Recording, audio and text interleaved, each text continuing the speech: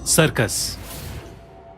आज की कहानी अमेरिका के सर्कस नाम के होटल के सच्ची घटनाओं पर आधारित है। डैनियल को उसके पापा अपने साथ लास वेगास के फेमस सर्कस में लाए थे।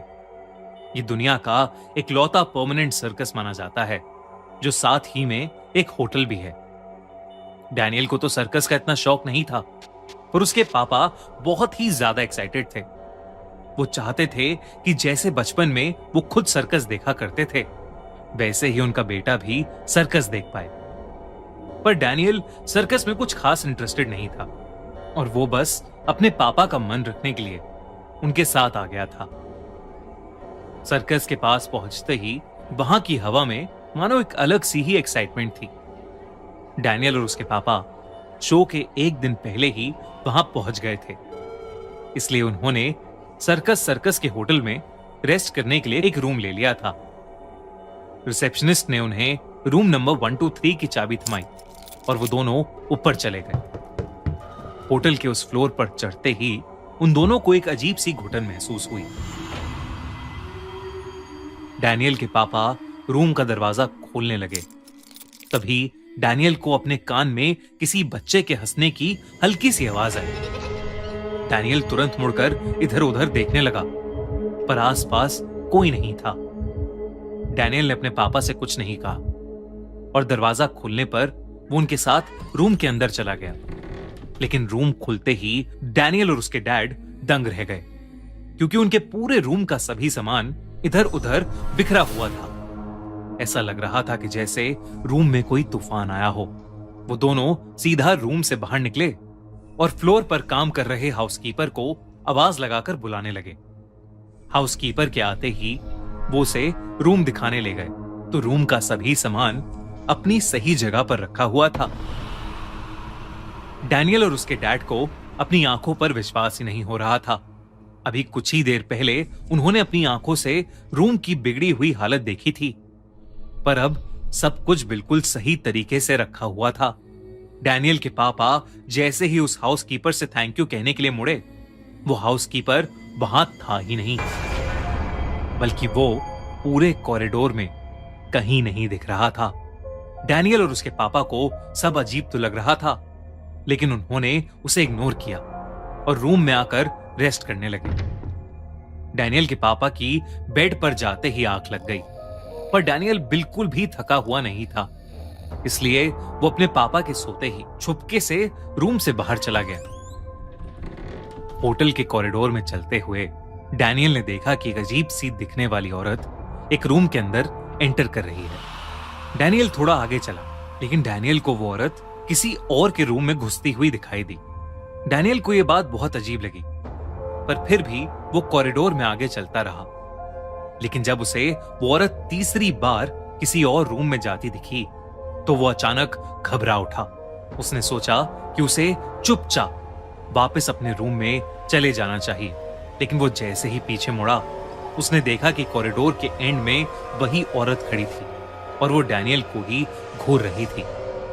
उसकी आंखें पूरी तरह से लाल थीं, उसके बाल बिखरे हुए थे और चेहरा बेहद डरावना लग रहा था। जब डैनियल ने ध्यान से उसे देखा, तो उसके हाथ नॉर्मल से बहुत ज्यादा लंबे थे, जिन्हें देखकर डैनियल सुन। इस वीडियो में आगे बढ़ने से पहले मैं आपको हुकम के बारे में बताना चाहता हूं। एक राइटर अपने पेरेंट्स की एशेज लेकर आयरलैंड के होटल में जाता है, जहां उसके पेरेंट्स कभी अपने हनीमून पर आए थे, पर उस राइटर को यह नहीं पता होता कि वो होटल हॉन्टेड है, और वो फंस जाता है उस हॉन्टेड होटल के अंदर, जहां एक विच यानी एक चुड़ैल उसका इंतजार कर रही है। हुकम शायद इस साल की सबसे डरावनी मूवी होने वाली है, और सबसे क्रेजी बात यह है कि मैं दिव्य अपनी खूनी मंडे फैमिली के लिए हुकम का एक स्पेशल मूवी प्रीमियर कर रहा हूं नोएडा में।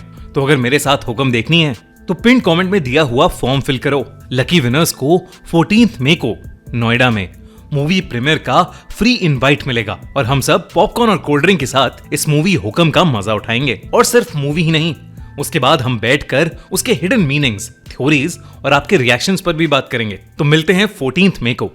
Link in the pin comments. पड़ गया था, तभी अचानक से डैनियल के कान में धीमे से किसी बच्चे के रोने की आवाज गूंजी। दूसरी तरफ रूम में डैनियल के पापा की आंख खुली तो उन्होंने देखा कि उनके साथ कोई सो रहा है।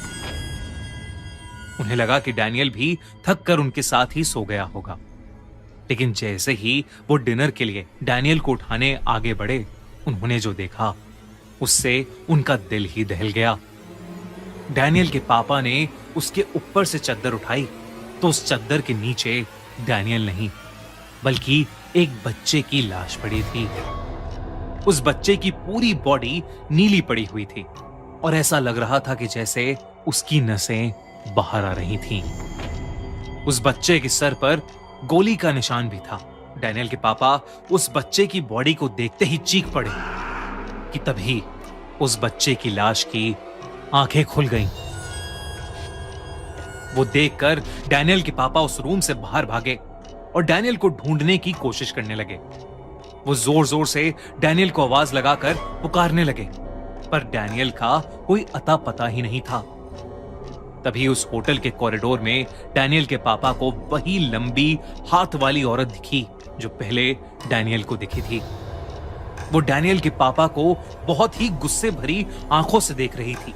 डैनियल के पापा तो उस औरत को देखकर ही कांप उठे थे।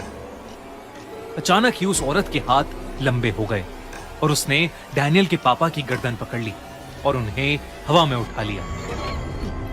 उस औरत ने डैनियल के पापा पर चीखते हुए पूछा, मेरे बच्चे को क्यों मारा? डैनियल के पापा उसे देखते देखते बेहोश हो गए।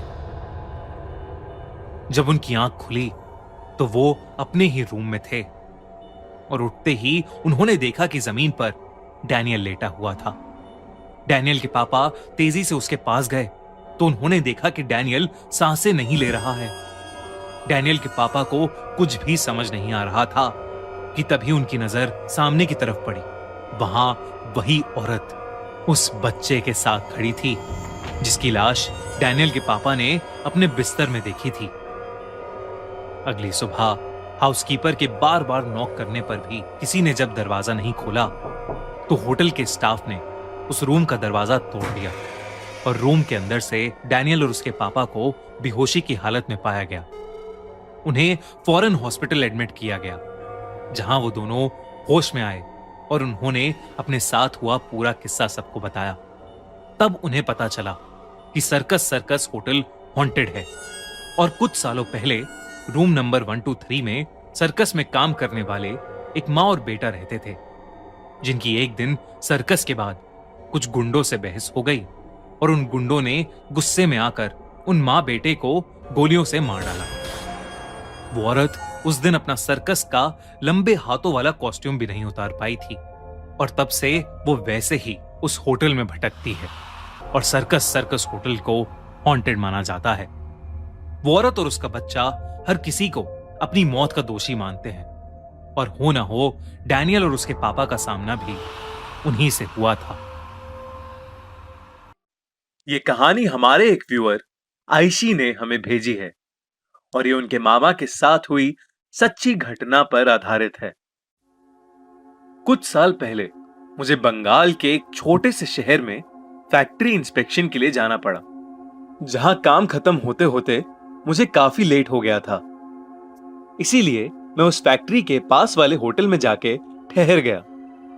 जब मैं वहां पहुंचा तो रिसेप्शनिस्ट ने मुझे बताया कि सारे रूम्स फुल हो चुके हैं। काफी रात हो चुकी थी और बाहर बहुत ज्यादा ठंड थी। इतनी देर रात मैं कहां जाता। मैंने उस रिसेप्शनिस्ट से बहुत रिक्वेस्ट करी और मेरी लाख मिन्नतों के बाद उसने मुझे 6th फ्लोर पर एक रूम दे दिया। पर रूम में जाते जाते उसने मुझसे एक बात बोली जिसे सुनकर मुझे थोड़ा अजीब लगा। वो बोला कि आप अपना रूम 12 बजे के बाद बिल्कुल मत खोलिएगा। मैंने उस बात पर ज्यादा गौर नहीं किया और उसे पानी की बोतल भिजवाने के लिए बोलकर मैं अपने रूम चला गया। मैं इतना थका हुआ था कि मुझे कब नींद आई मुझे पता ही नहीं चला। मैं सो ही रहा था कि मेरे रूम पर ठक ठक हुई। मुझे लगा कि फाइनली पानी की बोतल आ गई है। मैंने उठ के देखा तो कमरे में एकदम अंधेरा था और शायद होटल की लाइट भी चली गई थी। जब मैंने दरवाजा खोला तब मैं नींद में ही था, तो मैंने टाइम पर ध्यान नहीं दिया दरवाजे पर एक आदमी था जिसका पूरा मुंह एक सफेद शॉल से ढका हुआ था। उसके एक हाथ में लालटेन थी और दूसरे हाथ में पानी की बोतल। जैसे ही मैं पानी की बोतल लेने के लिए आगे बढ़ा, वो आदमी थोड़ा पीछे हो गया और होटल की बालकनी की तरफ चलने लगा। मैं उस पर चिल्लाते हुए आगे बढ़ा, लेकिन वो मेरी बात ही नहीं सुन रहा था। अरे अरे पानी की बोतल तो दे के जाओ। मुझे गुस्सा आ गया और मैंने उस आदमी का हाथ पकड़ लिया। वो एक पल के लिए रुका और पीछे मुड़ा। फिर जैसे ही मैंने उससे पानी छीनने की कोशिश करी, वो आदमी मेरे ऊपर जोर से चिल्लाया और उसकी शॉल उसके मुंह से हट गई। मैंने जो देखा वो देखकर मैं हक्का बक्का रह गया। उस आदमी की आंखें नहीं थी, सर ऊपर से खुला हुआ था और पूरा चेहरा जला पड़ा था। मैं एकदम से बहुत ज्यादा घबरा गया और तुरंत अपने कमरे की ओर वापस भागा। मैंने देखा कि घड़ी में 1:30 बज रहा है और तब मुझे उस रिसेप्शनिस्ट की बात याद आई। तभी मेरे रूम में वापस ठक ठक हुई और मैंने इस बार दरवाजा नहीं खोला और रिसेप्शन पर कॉल लगाया। रिंग बजती रही लेकिन किसी ने भी फोन नहीं उठाया। मैं सारी रात दरवाजे पर ठक ठक की आवाज से बहुत ज्यादा डर गया था और सुबह सूरज निकलते ही मैंने रिसेप्शनिस्ट के पास जाकर उसे खूब डांटा। तब उस रिसेप्शनिस्ट ने मुझे बताया कि कुछ साल पहले रात के 12 बजे के बाद उस होटल के 6th फ्लोर पर एक आदमी ने खुद को जलाकर सुसाइड की थी। उसके बाद से उस आदमी की आत्मा उसी फ्लोर पर भटकती है और उस रूम में रुकने वाले लोगों में से कुछ लोग 6th फ्लोर की बालकनी से गिरकर मर भी चुके हैं और इसीलिए वो 6th फ्लोर का कोई भी रूम किसी को अलॉट नहीं करते। ये सुनकर मैंने खुद को खुशनसीब माना कि मैं जिंदा हूँ और सुबह सुबह ही उस होटल से निकलकर वापस अपने घर आ गया। मुझे आज तक रात में 12 बजे के बाद घबराहट महसूस होती है और उस आदमी का डरावना चेहरा मुझे ढंग से सोने नहीं देता। रॉन एक बहुत बड़ी मल्टीनेशनल कंपनी का मार्केटिंग हेड था। अच्छी सैलरी होने के साथ साथ उसकी जॉब में काफी ट्रैवल भी करना पड़ता था। अपने खुद के घर से ज्यादा तो वो होटल्स में रहता था। ऐसी ही एक रात वो अपनी एक बहुत इंपॉर्टेंट क्लाइंट मीटिंग से अपने होम टाउन वापस लौट रहा था। मौसम काफी खराब था और रास्ते में अचानक बहुत तेज बारिश होने लगी। रॉन के ड्राइवर के लिए गाड़ी चलाना मानो इम्पॉसिबल सा हो गया था। इतनी तेज बारिश में ड्राइवर को कुछ भी ढंग से नहीं दिख रहा था। कुछ समझ न आने पर रॉन ने ड्राइवर को बोलकर गाड़ी एक होटल के सामने रुकवा दी। वो होटल बहुत पुराना सा लग रहा था, पर उस हाईवे पर वो एक लौता होटल था। रॉन ने ज्यादा ओवरथिंक नहीं किया और होटल के अंदर चला गया। वो सोच रहा था कि वो आज की रात उस होटल में रुक जाएगा और सुबह जब बारिश रुकेगी तो वो अपने घर वापस लौट जाएगा। होटल में एंटर करते ही रॉन को रिसेप्शन पर एक लड़की दिखी। वो थोड़ी अजीब सी दिख रही थी, जैसे कई रातों से सोई नहीं हो। पर रॉन ने उस बात पर ज्यादा ध्यान नहीं दिया। वो बहुत थका हुआ था और बस रूम में जाकर सोना चाहता था। इसलिए उसने जल्दी से जाकर रिसेप्शन पर बैठी उस लड़की से होटल रूम की रिक्वेस्ट की। उस लड़की ने रॉन का आइडेंटिटी प्रूफ लेकर उसे रूम नंबर 303 की चाबी पकड़ा दी। वो होटल में लगी लिफ्ट की ओर गया और बटन दबाकर लिफ्ट के आने का इंतजार करने लगा। लिफ्ट के आते ही रॉन ने उसमें घुसकर 3rd फ्लोर का बटन प्रेस किया। जैसे ही लिफ्ट के दरवाजे बंद होने लगे, वो रुक कर दोबारा खुले, जैसे मानो किसी ने बाहर से अपना हाथ लिफ्ट रोकने के लिए अटकाया हो। रॉन को यह चीज बहुत अजीब लगी, पर लिफ्ट की खस्ता हालत देखकर उसने इसे इग्नोर करना बेहतर समझा और डोर क्लोज के बटन को प्रेस कर दिया। लिफ्ट बंद होने के बाद ऊपर की तरफ जाने लगी। तभी रॉन की नजर लिफ्ट के फ्लोर बटन्स पर पड़ी। उसकी नजरों के सामने ही 3rd फ्लोर वाले बटन पर जल रही लाइट एकदम से बंद हो गई। और 5th फ्लोर के बटन की लाइट अपने आप जल गई। ये देखकर रॉन थोड़ा सहम गया और उसने तेजी से 3rd फ्लोर के बटन को बार बार दबाना शुरू कर दिया, पर लिफ्ट का कोई भी बटन अब काम नहीं कर रहा था। रॉन को बहुत अजीब लग रहा था और बटन्स को प्रेस करने की कश्मकश में रॉन को महसूस हुआ कि कोई उसके पीछे खड़ा उसकी गर्दन के पास सांसें ले रहा है। रॉन तुरंत पीछे पलटा, लेकिन उसे कोई नहीं दिखा। रॉन को अब घबराहट होने लगी थी। लिफ्ट 4th फ्लोर तक पहुंच गई थी। रॉन का दिल मानो उसके शरीर से बाहर धड़क रहा था कि उसी समय लिफ्ट के अंदर जल रही एक छोटी लाइट भी बंद हो गई। लिफ्ट वहीं रुक गई और रॉन लिफ्ट के दरवाजे को जोर जोर से पीटने लगा। हेल्प, हेल्प मी, कोई है? Somebody please help. वो जोर जोर से चिल्ला ही रहा था कि अचानक अंधेरे में रॉन के मुंह पर एक हाथ आ गया, जिससे उसकी आवाज निकलनी बंद हो गई और उसके दाहिने कान में जोर से एक आवाज आई, श्श। अब रॉन की हालत इतनी खराब हो गई थी कि वो होश खोने लगा था। पर कुछ ही सेकंड्स में लाइट वापस आ गई।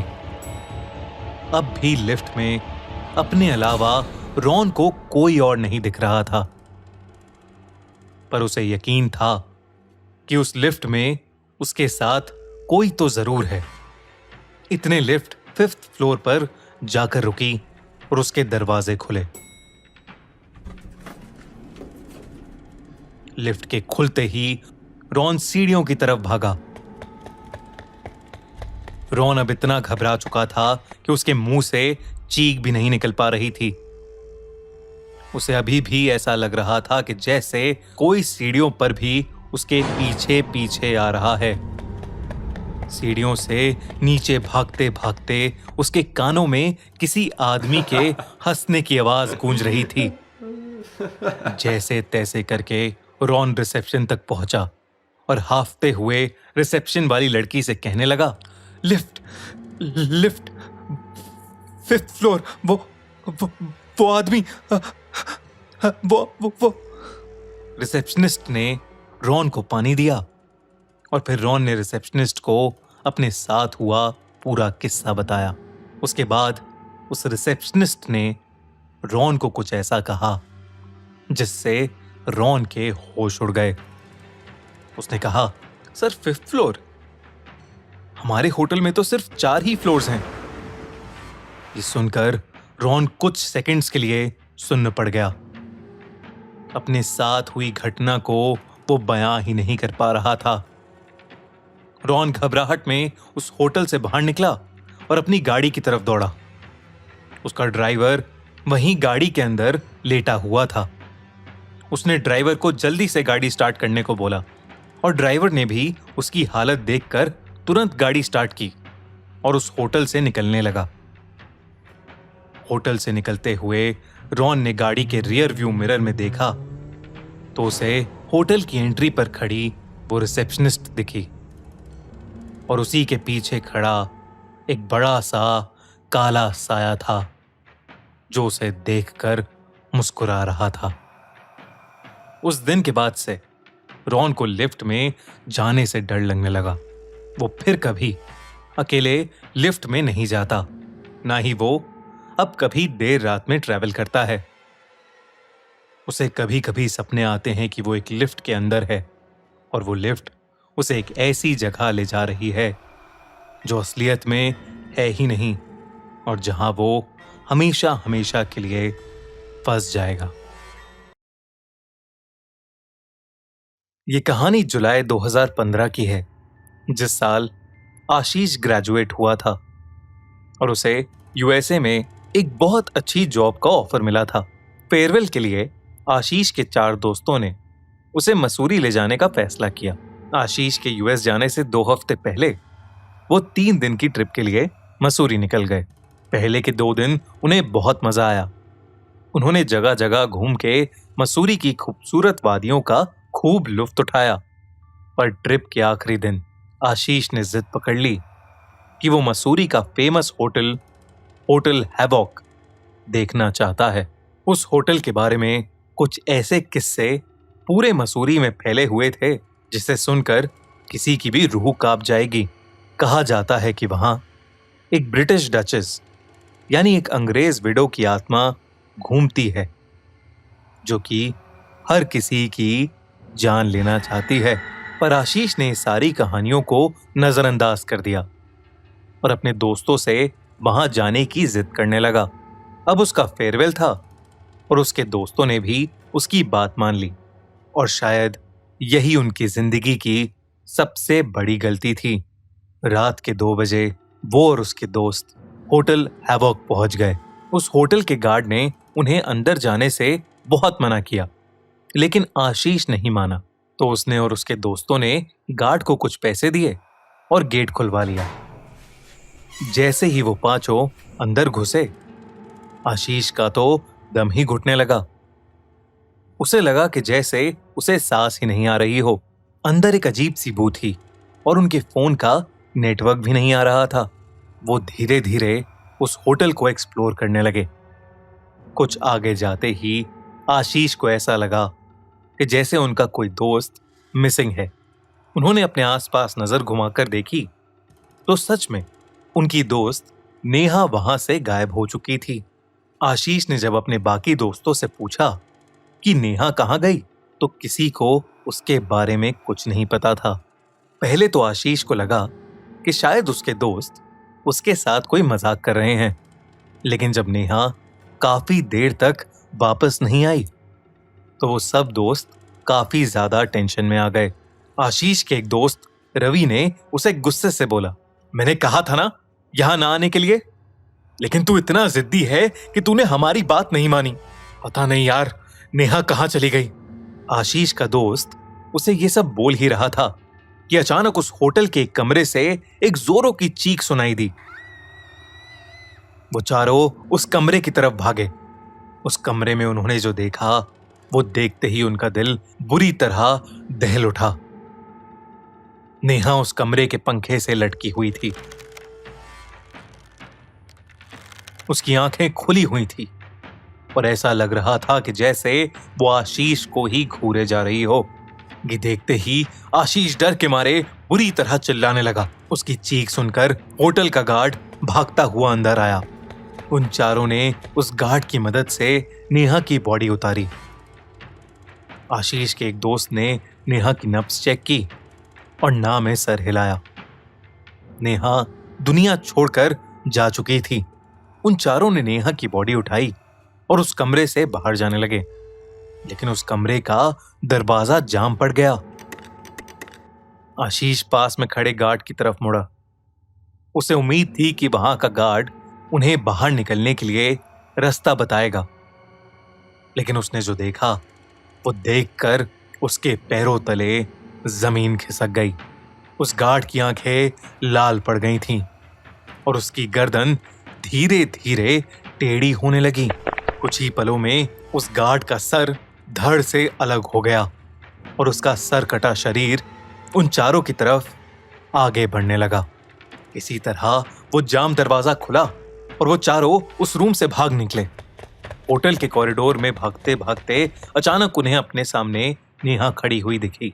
वो नेहा को देखते ही चौंक उठे, क्योंकि नेहा की बॉडी को तो उन्होंने अपने हाथों में उठाया हुआ था।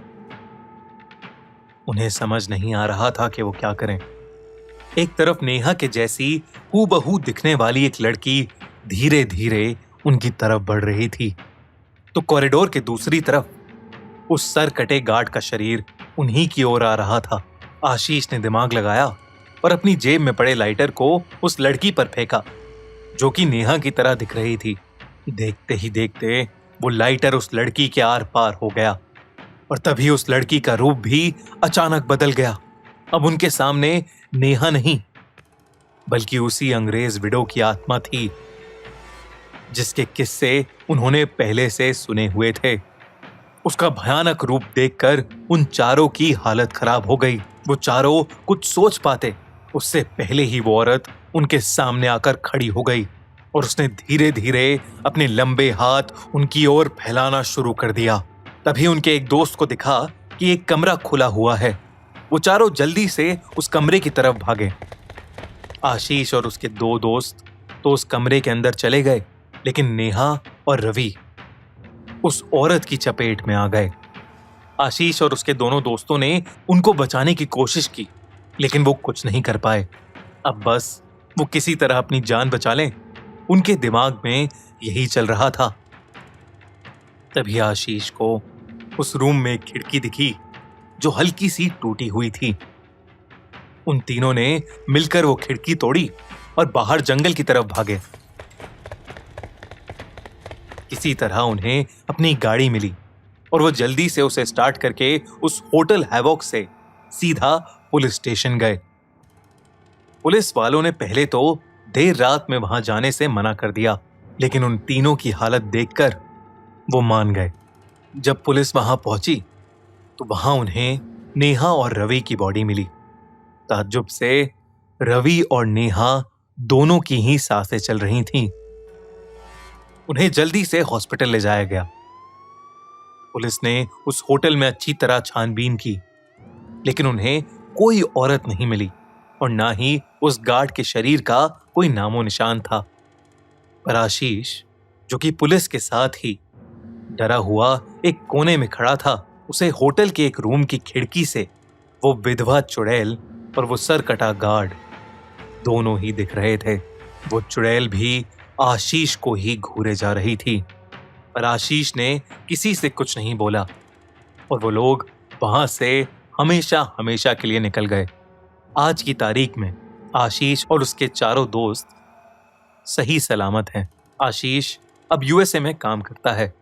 उस इंसिडेंट के बाद से वो वापस कभी इंडिया नहीं आया, लेकिन आशीष और उसके चारों दोस्त जब भी उस रात को याद करते हैं तो उनकी रूह कांप उठती है।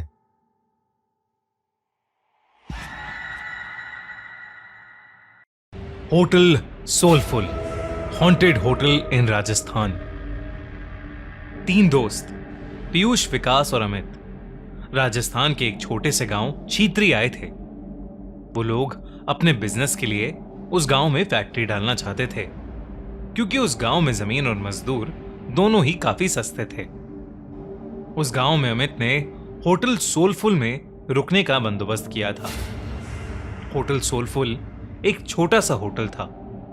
कोई आलिशान पत्थर नहीं थे उसमें, बस ईंट से बनी सफेद रंग की एक मंजिला इमारत और नीचे खाने का एक वेज रेस्टोरेंट, जिसमें भी टेबल और दरवाजों पर धूल लगी हुई थी, जैसे वहां का चूल्हा हफ्तों से जला ही नहीं था।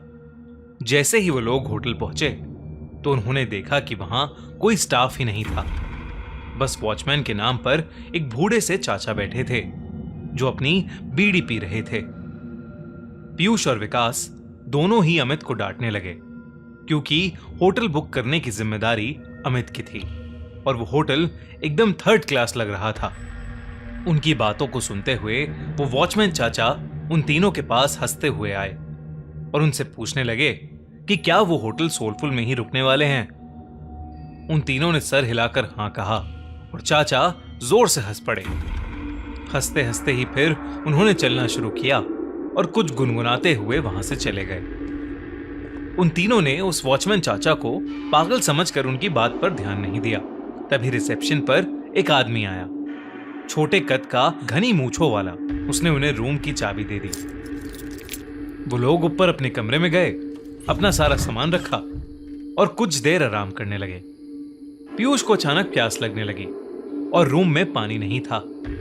पीयूष पानी लेने के लिए जैसे ही रूम के बाहर निकला, उसे पायल की एक झंकार सुनाई दी। ऐसी आवाज जैसे कोई पायल पहने भाग रहा हो। पीयूष घबरा गया। उसको ये बात बेहद अजीब लगी, क्योंकि उस होटल में कोई और नजर नहीं आ रहा था। अब उसके फ्लोर के कॉरिडोर के एंड से पायल की आवाज के साथ साथ एक जवान लड़की की हंसने की आवाज भी आने लगी। पीयूष उस आवाज के पीछे जाने लगा कि तभी उसके कंधे पर किसी ने हाथ रखा और पीयूष चीख पड़ा। पीछे रिसेप्शनिस्ट पानी लेकर खड़ा था। पीयूष ने अपनी बौखलाहट में उस रिसेप्शनिस्ट को डांटा और पानी लेकर वापस अपने रूम में चला गया। देर रात विकास रूम के बाहर होटल की बालकनी में खड़ा अपनी गर्लफ्रेंड से बात कर रहा था। उस बालकनी से हाईवे का लंबा रास्ता साफ दिखाई देता था। अचानक उस रास्ते पर एक एक्सीडेंट होता हुआ दिखा। विकास चौंक गया। वो नीचे दौड़ लगाने के लिए जैसे ही मुड़ा तो उसके पीछे सफेद कुर्ते में एक बूढ़ा आदमी खड़ा था।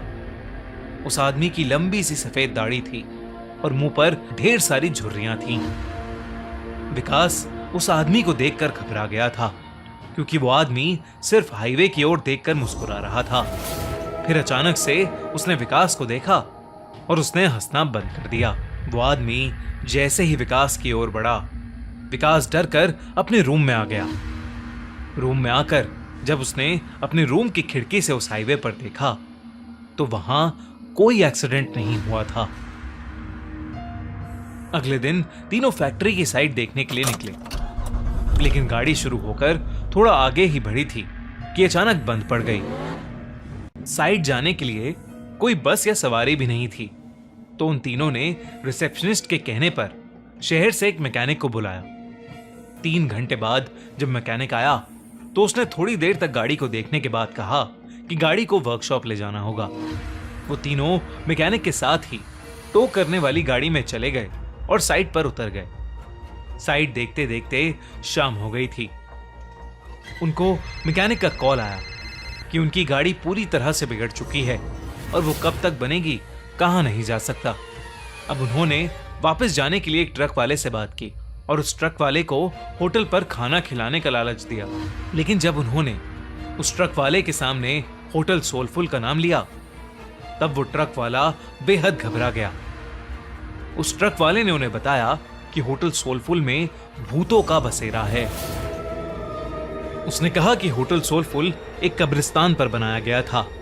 एक नहीं बल्कि 100 से भी ज्यादा भूत वहां रहते हैं और इसलिए वहां कोई भी नहीं जाता। पीयूष और विकास के साथ हुए हादसों ने उन्हें सोचने पर मजबूर तो किया, पर अमित भूत प्रेत और सुपर नेचुरल चीजों में नहीं मानता था। उसने ये बात रफा दफा कर दी और ट्रक ड्राइवर से कहा कि वो उन्हें होटल से थोड़ा दूर ही उतार दे। बहुत मनाने के बाद वो ट्रक वाला मान गया और वो तीनों जैसे तैसे होटल पहुंचे। देर रात हो चुकी थी और तीनों कमरे में आराम कर रहे थे। अमित भी लेटे लेटे अपने फोन से खींची फोटोज देख रहा था, लेकिन अचानक वो उठकर बैठ गया। ऐसा लग रहा था जैसे उसके होश ही उड़ गए हों। उसकी तस्वीरों में उनके ही कमरे में कई सारे बच्चे दिखाई दे रहे थे। वो बच्चे शायद जो उस होटल में बसे भूत थे। अमित के हाथ पांव ठंडे पड़ गए। उसने पीयूष और विकास को जब फोटोज के बारे में बताया तो वो तीनों बहुत घबरा गए। वो उस होटल के रिसेप्शनिस्ट को ढूंढते हुए नीचे आए, लेकिन रिसेप्शनिस्ट का नामो निशान ही नहीं था। वहां उन्हें वो बूढ़े चाचा बैठे हुए मिले। उन्होंने ये सब उन बूढ़े चाचा को बताया तो उस बूढ़े चाचा ने हंसते हुए कहा कि जब वो होटल के अंदर आए थे तो 4 आत्माएं तो उनकी गाड़ी के ऊपर ही बैठी हुई थीं। उन्होंने बताया कि होटल सोलफुल में पिछले 18 सालों से भूतों का साया था। जब से यह होटल बना था तब से यहाँ के भूत होटल में आने वाले लोगों को जिंदा वापस नहीं जाने देते। किसी के एक्सीडेंट्स करवा देते हैं तो किसी को आत्महत्या करने पर मजबूर कर देते हैं। फिर होटल की बालकनी की ओर इशारा करके उन्होंने बताया कि वहां देखो, वो सफेद कुर्ते में एक बूढ़ा आदमी खड़ा है। उस आदमी ने यहां होटल बनाने से मना किया था क्योंकि यह जगह कब्रिस्तान की थी। लेकिन कुछ महीनों बाद होटल के सामने वाली रोड पर उसकी एक्सीडेंट से मौत हो गई और आखिर में उस वॉचमैन ने उन तीनों को बताया कि उनकी गाड़ी ठीक नहीं होने वाली थी। वो गाड़ी अपने साथ कई साए ले गई थी। होटल में रहने वाले उन बच्चों की आत्माओं को वो गाड़ी पसंद आ गई थी और शायद इसलिए वो तीनों अब तक जिंदा भी थे। उस बूढ़े वॉचमैन ने उनसे अपनी जान बचाकर वहां से निकल जाने को कहा। ये सब बातें सुनकर उन तीनों के पसीने छूट गए। उन्होंने फैसला किया कि वो अभी की अभी होटल से निकल जाएंगे। वो तीनों अपना सामान लेकर निकल ही रहे थे कि तभी उन्हें वो रिसेप्शनिस्ट मिला। वो तीनों उसे धक्का मार के वहां से तेजी से भागे। हाईवे पर आकर वो लोग आगे जा रही गाड़ियों से लिफ्ट मांगने लगे, लेकिन कोई गाड़ी रुकने का नाम ही नहीं ले रही थी। तभी वो रिसेप्शनिस्ट उनके पास आया और हाफते हुए उनसे पूछा कि वो लोग भाग क्यों रहे थे। रिसेप्शनिस्ट उन्हें होटल में वापस अंदर आने के लिए कहने लगा और तब अचानक से हवा के झोंके से उसका मफलर उड़ गया और उन तीनों को उसके गले में फांसी के फंदे का निशान दिखाई दिया। उन तीनों के पैरों तले जमीन खिसक गई। वो समझ गए कि शायद यहां सभी मर चुके हैं और कोई भी जिंदा नहीं है। तीनों डर के मारे हाईवे के रास्ते पर भागने लगे। भागते भागते जब कुछ दूर तक पहुंच गए तो उन्होंने पीछे पलट कर देखा। हवा में कई सारे भूत उस होटल के चक्कर लगा रहे थे और रोड पर खड़े वो वॉचमैन और रिसेप्शनिस्ट उन्हें देखकर अजीब तरीके से मुस्कुरा रहे थे। चीतरी गांव के बारे में बात करने से आज भी वो तीनों बेहद घबराते हैं। उनकी जान तो बच गई, पर जिंदगी भर के लिए उनके मन में उस जगह का डर बैठ गया था। अगर आपको ये वीडियो अच्छी लगी तो हमारा चैनल खूनी मंडे सब्सक्राइब करना बिल्कुल मत भूलना।